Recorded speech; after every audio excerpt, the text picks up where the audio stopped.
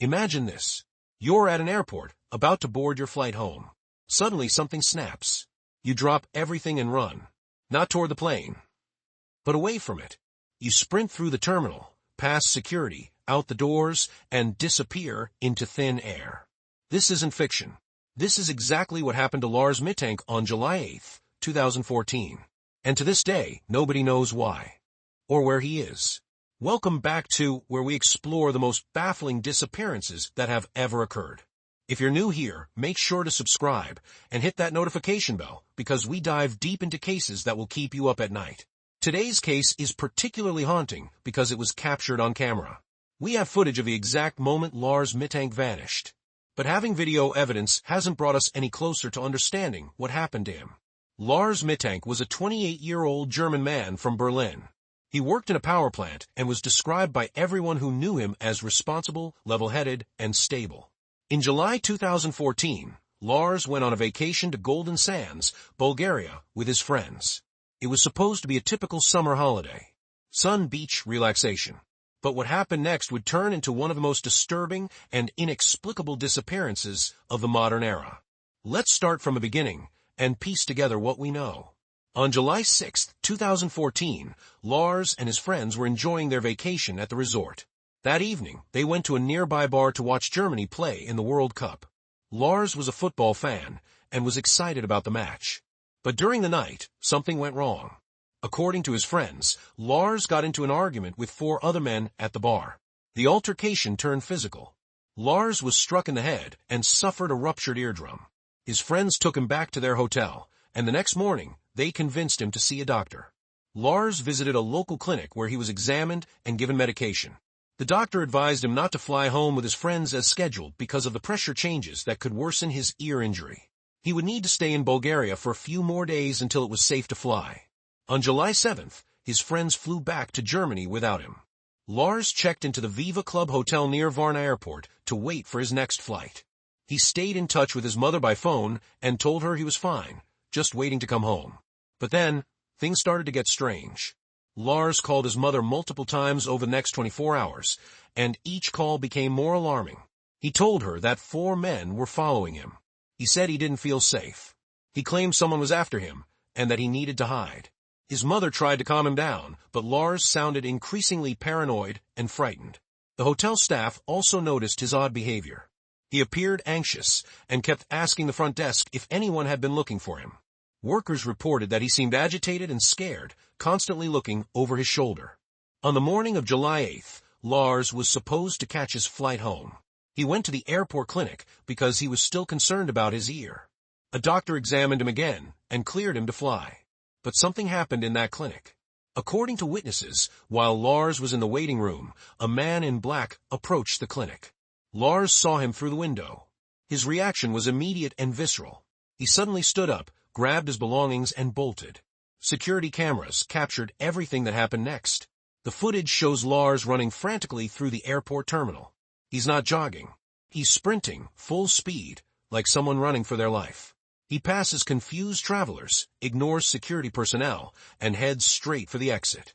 Within seconds, he's out of the airport and running across the parking lot toward a nearby field. And then, nothing. Lars Mittank was never seen again. Bulgarian authorities launched an immediate search.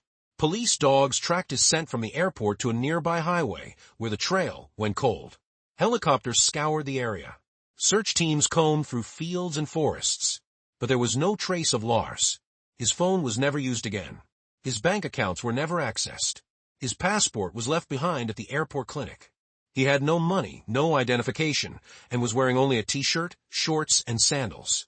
His family refused to give up. His mother traveled to Bulgaria multiple times, distributing flyers and pleading for information. The case was featured on German television and in international media. The haunting security footage of Lars running through the airport was broadcast around the world. Investigators interviewed everyone who had contact with Lars during his final days. The hotel staff confirmed his paranoid behavior. The doctors who treated him said he seemed frightened but coherent. His friends back in Germany were questioned extensively. They all told the same story. Lars was a normal guy who got into an unfortunate fight and suffered a head injury. But here's where it gets complicated. The 4 men Lars claimed were following him, They were never identified. No witnesses at the hotel or airport could confirm that anyone was actually pursuing him. Was someone really after Lars, or was it all in his mind? So what happened to Lars Mittank? Let's examine the most prominent theories. Theory 1. Medical crisis. Many experts believe Lars was suffering from a medical emergency caused by his head injury. A ruptured eardrum can sometimes lead to complications affecting the brain. Some suggest he may have developed a condition called traumatic brain injury, or even a cerebral hemorrhage. This could explain his paranoia, confusion, and erratic behavior. If Lars was experiencing a medical crisis, it's possible he became disoriented and ran into a dangerous area where he collapsed or had an accident.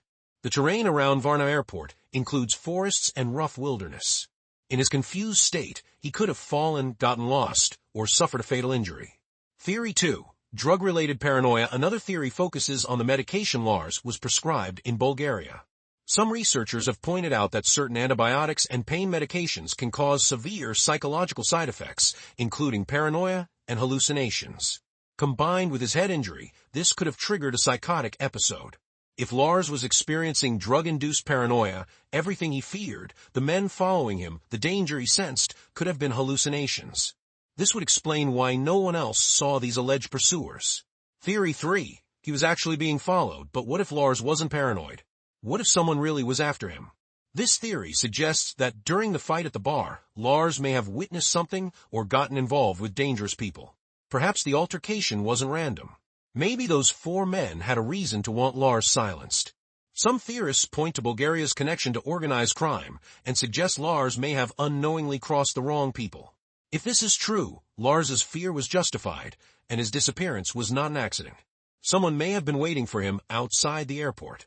Theory 4. Voluntary disappearance. A smaller group of theorists believes Lars chose to disappear. This theory suggests he was running from something in his life back in Germany, perhaps debt, legal trouble, or personal issues. The head injury and paranoid behavior could have been staged to create a cover story. However, this theory has significant problems. Lars left behind his wallet, passport, and phone. He had no way to access money or travel. His family and friends insist there was nothing in his life he would run from. And most damaging to this theory, Lars has never made contact with anyone, not even anonymously. Theory 5. He's still out there. The most optimistic theory is that Lars suffered amnesia from his head injury and is living somewhere without memory of who he is. There have been cases of people with traumatic brain injuries losing their identity and starting new lives. Could Lars be wandering somewhere, unable to remember his name or his past? It's possible, but after more than a decade, someone would likely have recognized him from extensive media coverage. The truth is, we may never know what happened to Lars Mittank. His case remains one of the most disturbing and perplexing disappearances in recent history. The security footage of him running from the airport has been viewed millions of times, and each time, it raises the same haunting questions. Was he running from real danger or from demons only he could see? Was his fear justified, or was his mind betraying him? Did he collapse somewhere in the wilderness, or is he still alive, lost and confused? His family continues to search for answers. His mother still believes he's out there somewhere, waiting to be found. Every lead has been investigated. Every theory has been explored. But Lars remains missing. The case of Lars Mittank reminds us how quickly a normal vacation can turn into a nightmare. How a single injury can spiral into tragedy. And how sometimes, even with video evidence and extensive investigations, the truth remains just out of reach. What do you think happened to Lars Mittank? Was it a medical emergency, something more sinister, or something else entirely? Leave your theories in the comments below. If you found this case as haunting as we did, please subscribe to Mystery Vanishings for more unexplained disappearances and unsolved mysteries. Hit that like button and share this video to help spread awareness about Lars's case. Someone out there might have the answer we've all been searching for. Until next time, stay safe, and remember, sometimes the most terrifying mysteries are the ones captured on camera.